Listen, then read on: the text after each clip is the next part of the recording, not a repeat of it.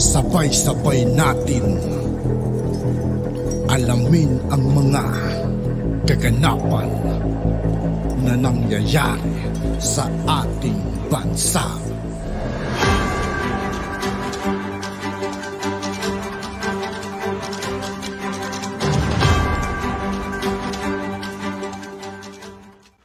Yo, what's up mga kaibigan? This is I2K po again. Ngayon nandito ulit tayo sa channel ni Pinas News Insider. Dito ulit tayo magbibigay ng komento at reaksyon. Kaya samahan nyo guys.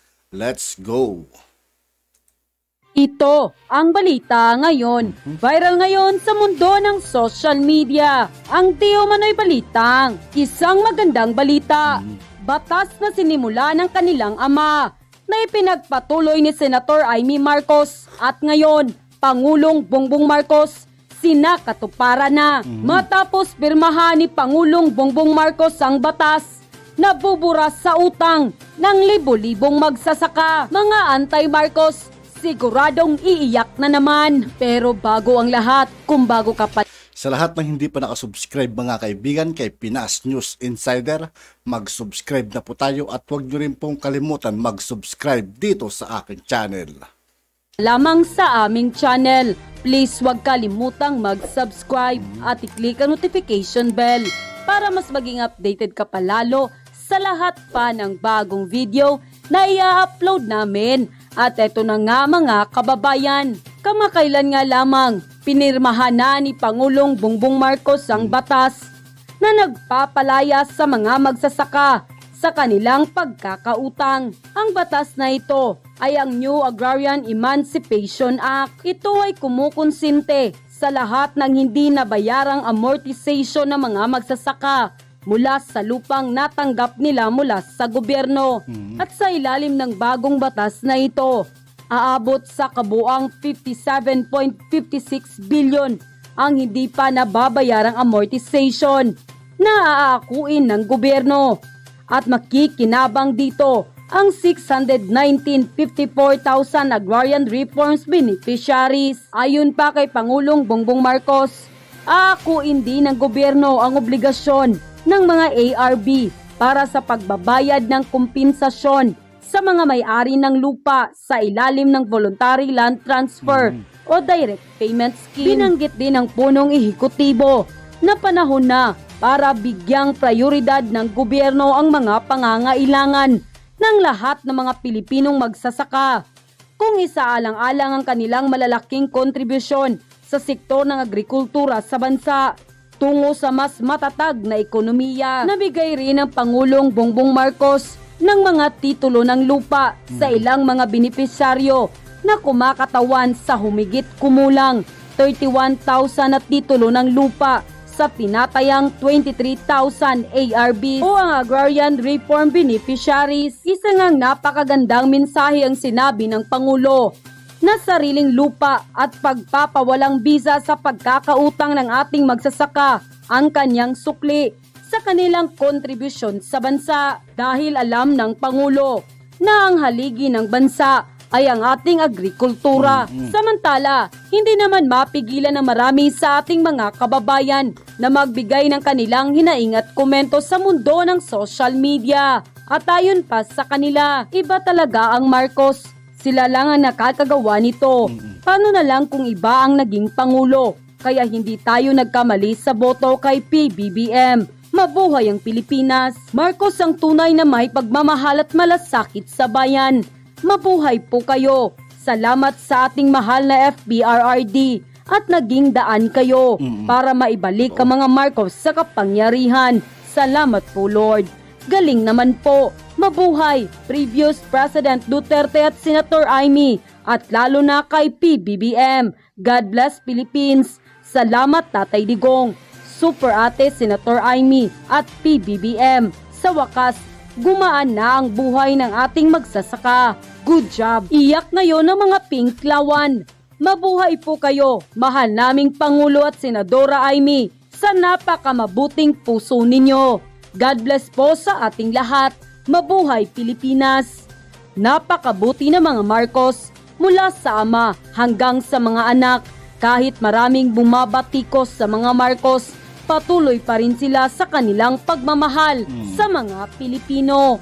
End quote. Hayaan ninyo ako maging emosyonal dito sa pagpirma ng condonation ng mga utang ng ating agrarian reform beneficiaries. Alam po ninyo ang katotohanan, yung Presidential Decree PD 27, ang kaisa-isang sinulat ng aking ama, Ferdinand Marcos, ang dating Pangulo, sa kanyang sariling kamay. Sinabi nga niya kung maaari, isusulat daw niya sa dugo dahil yan ang inalay ng ating mga magsasaka upang makamtan ang lupang tinatrabahuan nila.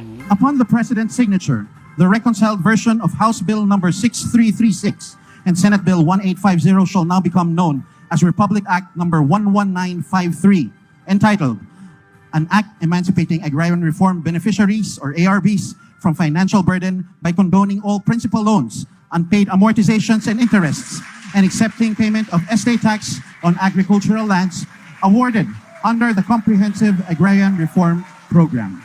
Ang pinakamahabang land reform program sa buong daigdig ay dito sa atin sa Pilipinas, na umabot na ng 50 anyos noong Oktubre na nakaraang taon.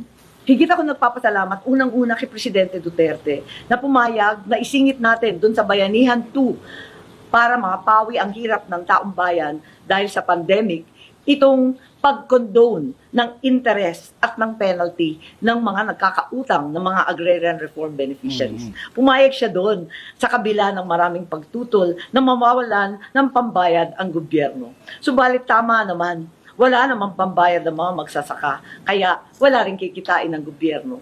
Natuloy ito sa executive order ng aking kapatid, ang birthday gift namin sa kanya, sa sarili niya. Tuwang-tuwa siya mag-condone nung natitira pa ang mga interest. Subalit ngayong araw na ito, yung aking Senate bill ay sa wakas naging batas.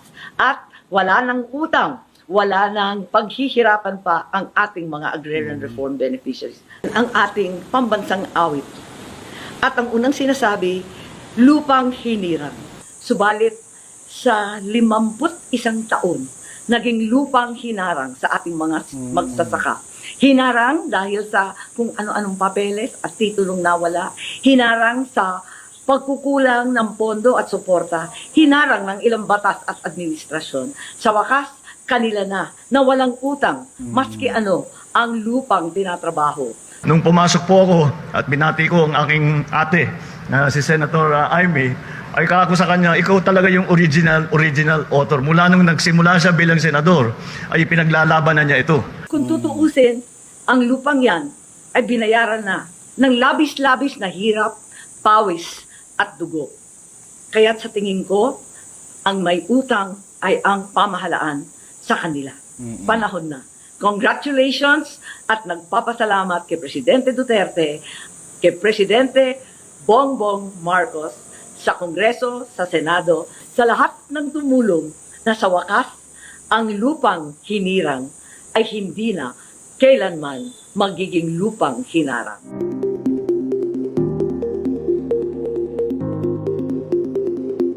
Sa pinakahuling datos ng Philippine Statistics Authority, nasa 95.7% na ang employment rate sa bansa. Ang ibig sabihin, nasa 48 milyong Pilipino na ang mayroong trabaho. Ang magandang balita na ito ay resulta ng pagtutulungan ng lahat ng sektor upang mapabuti ang kabuhayan ng bawat Pilipino dito sa bagong Pilipinas. Sa patuloy na paggamit ng pamahalaan sa layunin nitong pagbutihin pa ang ekonomiya ng bansa, kaakibat nito ang pagbubukas ng mas maraming trabaho. Mas lalo't higit ang pagpapalakas sa kakayahan ng mga manggagawang Pilipino. Lumago ulit ang ating ekonomiya dahil sa kombinasyon ng mga government policies and actions as well as yung new optimism naman ng private sector na makilahok sa negosyo, mag-resume ng mga natigil na negosyo ng pandemic at saka bagong optimism din ng mga workers na makilahok sa labor market. Tuloy-tuloy naman ang pag-invite at ng investors sa private sector at katunayan nga ay maraming market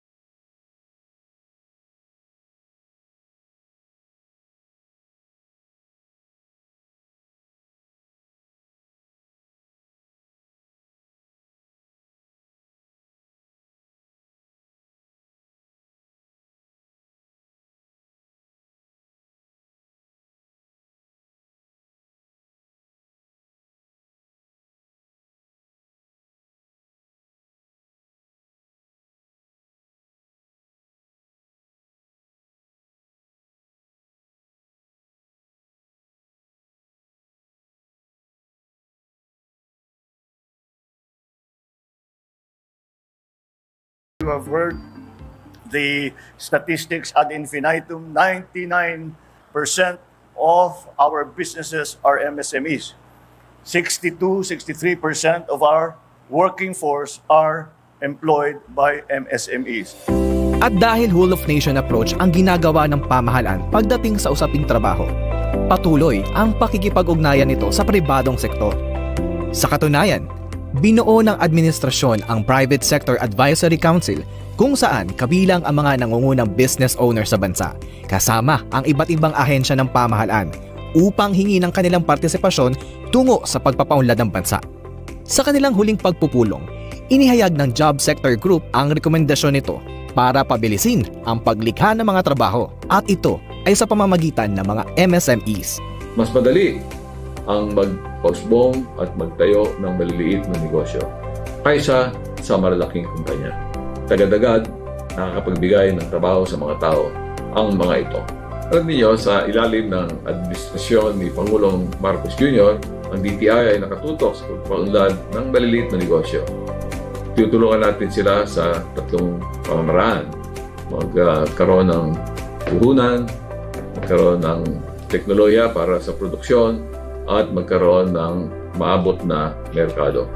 Dahil sa paglago ng maliit na negosyo sa ating mga probinsya, marami ang hindi na kinakailangang maghanap pa ng hanapbuhay sa Metro Manila o sa mga malalaking syudad. Pag ganito ang nangyari at talagang uunlad ang ating bansa at lalaki at lalago ang ating ekonomiya. At magkakaroon ng marami at magagandang trabaho ang ating mga mamamayan. Karoon ng agreement ang Department of Labor and Employment with the Department of Trade and Industry to partner in improving the productivity of MSMEs. Maganda yung partnership na yan kasi sa Department of Labor and Employment, ang network namin siyempre nakapokus sa mga manggagawa. Ang network naman ng Department of Trade and Industry ay nakapokus sa mga negosyante, including yung mga maliliit. Kaya hopefully ay magiging matagumpay yung ugnayan na yan para naman makakatulong na continuously to uplift the productivity of the MSMEs and to help them expand. Bukod pa rito, isa rin sa mga tinututukan ng Department of Labor and Employment ang kagalingan ng mga Pilipinong manggagawa sa labas ng bansa. Nakikita sa mga Pinoy, mga kababayan natin, yung mga qualities na skills, good interpersonal relations, and very strong work ethic. We try to make sure na meron silang sapat na training sa technical and vocational training na kinakailangan ng industriya.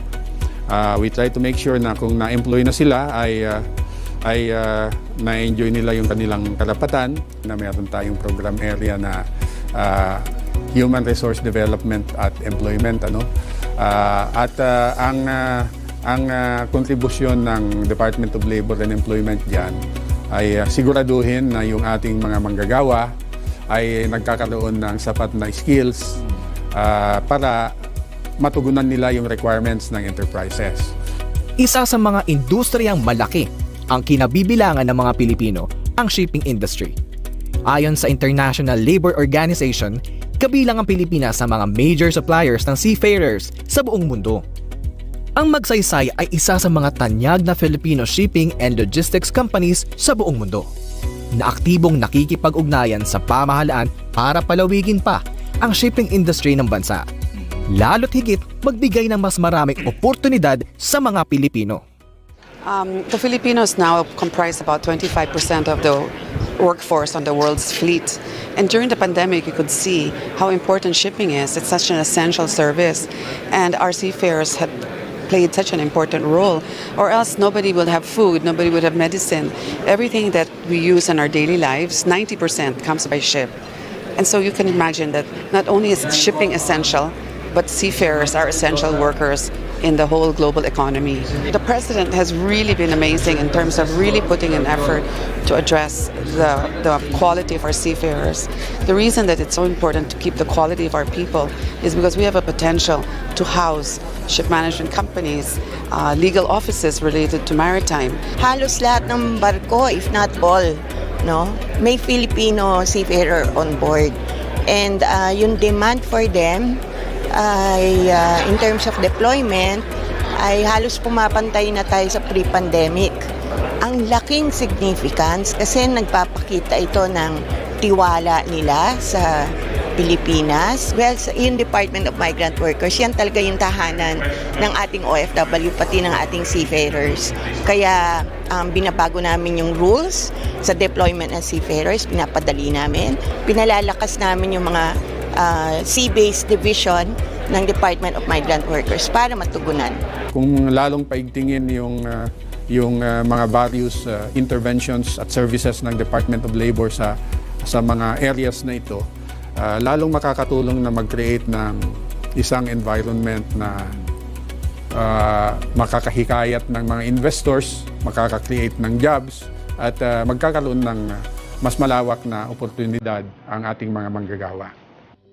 Sa kabila ng pagtaas ng employment rate sa bansa, hindi pa rin titigil ang pamahalaan at ang mga sektor sa pagpapalakas sa kakayahan ng mga manggagawang Pilipino at sa paglikha ng dekalidad at mas maraming oportunidad para sa kanila.